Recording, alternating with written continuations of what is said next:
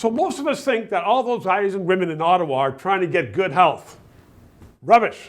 They are just trying to stay in power. We saw the votes. There's going to be more votes coming up. We are in the Venerable National Club in Toronto with Pavan Bratch, who is a satirist. He has his own TV show. And there's so much going on in Ottawa this week. Do you think we're going to have an election? Do you think Trudeau wants an election? Or is he just trying to muck it up? I think he's desperate for an election. Why? He wants to put the scandal behind him. He wants to put the scandal behind him. Or, sorry, the controversy. Yes, the controversy. No. Yes, an unnecessary controversy. I can say the sleaze. You're supposed to say the controversy. I'm using CBC terminology. Oh, but really? Look at him. He's at the end of the day, what is he doing to avoid this whole thing? He prorogued Parliament. He waited it out, came back with a not particularly special throne speech.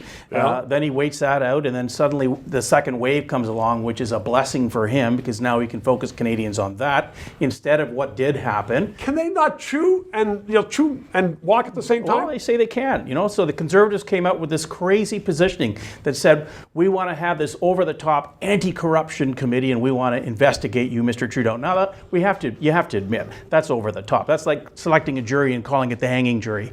You can't call it what you want to get not to. the smartest angle. Not as smartest angle, and I think Poilievre lost to Mr. Pablo.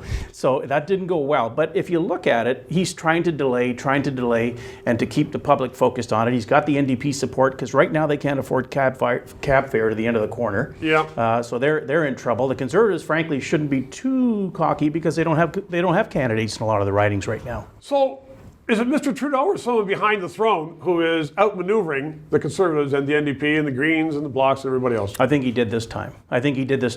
But I think he's looking for an election sooner than later. And do you think we're going to have one then? I do.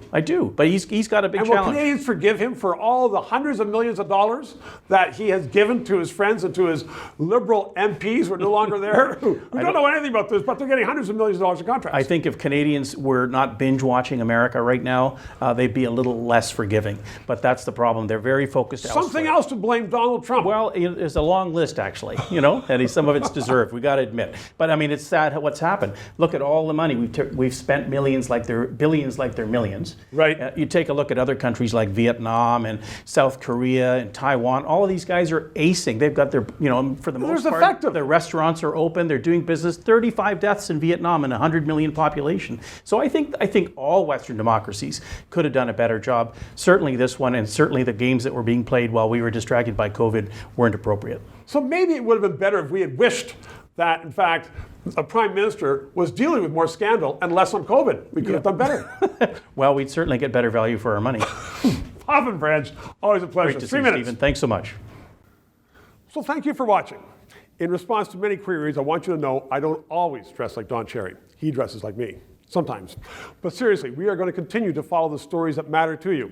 The corruption in Ottawa, COVID, the response of officials to it, and what's going on with your taxpayers' money. If you like these stories, please subscribe. You can press the button, it's right up there. And my webpage is right down below here. It's free, and we are providing the service because we want to make sure that Canadians know what's going on.